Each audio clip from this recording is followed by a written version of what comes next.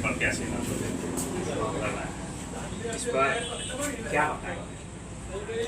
हमारी जो सरकार है लगातार 2005 के बाद नीतीश जी और मोदी जी के नेतृत्व में अटल जी ने नारा दिया था नया बिहार नीतीश कुमार, और उन्होंने ये करके दिखाया है। 2005 से पहले की जो सरकारें थी वो किसी से छुपा हुआ नहीं है। मैं खास कर युवा वर्ग से जो कि अभी 20 साल के हुए हैं, 2005 से लेके अब तक में वो 20 साल के हुए हैं, अपने पिताजी से, अपने दादाजी से, अपने पुराने परिवार के लोगों से वो बात करके देखें, क्योंकि उन्होंने जंगल राज को देखा नहीं, इसीलिए वो जान रहे हैं कि जंगल राज कैसा है। हम नर्मदगढ़ से भरगामा या भरगामा से जब भरगामा की बात आती थी तो लगता था जैसे कि कहीं हम अलग राज्य में जा रहे हैं, अलग देश में जा रहे हैं। आने जाने का कोई साधन नहीं था, रोड नहीं था, पुल नहीं था, सड़क नहीं था, स्वास्थ्य नहीं था, टीचर नहीं था। और जंगल राज में जो है ये चरवाहा विद्यालय खोला गया था। सारा विद्यालय खत्म हो चुका था, लालटेन का युग था। अब लालटेन का युग नहीं रहा है, अब तो तेल भी मिलना बंद हो गया है, अब उसकी आवश्यकता भी नहीं है। हमारी सरकार ने, नीतीश जी और मोदी जी की सरकार ने जो है कि घर घर बिजली, और अब तो खेतों में भी बिजली जा रही है, वहाँ भी पटवन हो रहा है फ्री में। अब 125 यूनिट बिजली भी दिया है, जो ऐसा मेरा मानना है गाँव में लगभग 95% लोगों को जो है बिजली के बिल नहीं आ रही है, मुफ्त बिजली का। और मुफ्त राशन 2020 में जो कोरोना आई थी, ऐसे कोरोना के काल से लेकर अब तक हमारे नरेंद्र मोदी जी ने जो है संकल्प लिया है कि कोई भी भूखा गरीब मतलब भूखा न सोए, उसके लिए 5 किलो चावल अनाज लगातार हमारी सरकार के द्वारा दिया जा रहा है। और खास करके हम अपने युवा पीढ़ी को बताना चाहेंगे कि बेरोजगारी है, इसको भी मैं और मेरी सरकार मानती है, मगर जो ये बेरोजगारी है और जो ये पलायन है उसका भी कारण ये लालू की सरकार ही रहा है।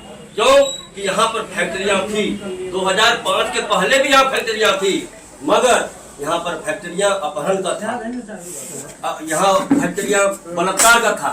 आपको याद होगा कि IAS की पत्नी को भी उनके रिश्तेदार के द्वारा पटना में बलात्कार सालों साल किया गया था, उनका केस तक दर्ज नहीं होता था। आज इसलिए केस दिखाई पड़ रहा है तो नीतीश जी ने जो है खुला जो है ये विचार रखा है, अगर कहीं कोई घटनाएं घटती है तो उसका केस भी दर्ज होता है। बेरोजगारी की बात तो हमेशा आगे आ रही है, आज 15 सालों से बेरोजगारी की बात हो। आज के चुनाव के समय आपने बेरोजगारी की बात कही, इस पर क्या कुछ?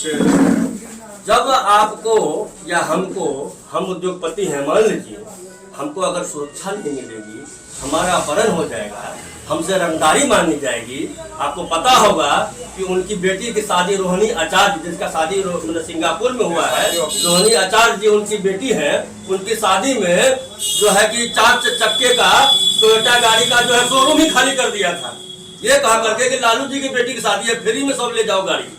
ये शासन था। ऐसे शासन में कोई क्या फैक्ट्री वाला लोग लगाएंगे? बिहार को बदनाम करने का काम लालू यादव जी ने किया है। जिस सरकार के बल पर, जिसके नाम पर, सामाजिकता के नाम पर, समरसता के नाम पर, अति पिछड़ा के नाम पर जो काम करने का काम किया, जहां पर उन्होंने सरकार को शुरुआत किया अपने भाई के घर से। उनका भाई पशुपालन विभाग में एक चपरासी थे, जब वो मुख्यमंत्री बने तो वो अपने उन्होंने लालू जी ने कहा कि मैं जो है छोटा गरीब का बच्चा हूँ, मैं जो हूँ मुख्यमंत्री आवास में नहीं रहूंगा, मैं पशुपालन विभाग के ही रूम से मैं सरकार चलाऊंगा। लेकिन ऐसा वो चलाए कि सबसे पहला वो पशुपालन का पशु का ही चारा खा गए। क्या सर, अगर 2026 में आपकी सरकार बनती है तो क्या बेरोजगारी दूर होगा? हमारी सरकार जो कहती है वो करती है लगातार। आप अररिया जिला में ही देख लीजिएगा तो हमारे NDA के गठबंधन के बीजेपी से हमारे सांसद, माननीय सांसद श्री प्रदीप कुमार सिंह जी के द्वारा लगभग 800 पुल पुलियों का काम किया गया है, जो कि हमारे बाप दादा ने कभी कल्पना नहीं किया था कि इतनी रोड पुल पुलिया और बिजली की व्यवस्था होगी। वैसा काम हमारे अब बताने की जरूरत नहीं है, या आम लोगों को पता है। ये तो विकास है। हम बेरोजगारी की बात आपसे की, क्या बेरोजगारी लोगों की दूर? अब व्यवस्थाएं बदल गई है। अब कोई फैक्ट्री लगाने आएगा तो उसको सुरक्षा चाहिए ना, सुरक्षा हम दे रहे हैं। यदा कदाई कुछ घटनाएं हो रही है, वो रामराज में भी हुआ करता था। चोरी घटनाएं, चिंताई घटनाएं होती थी, आज भी हो रही है, लेकिन उसमें बहुत परिवर्तन हुआ है।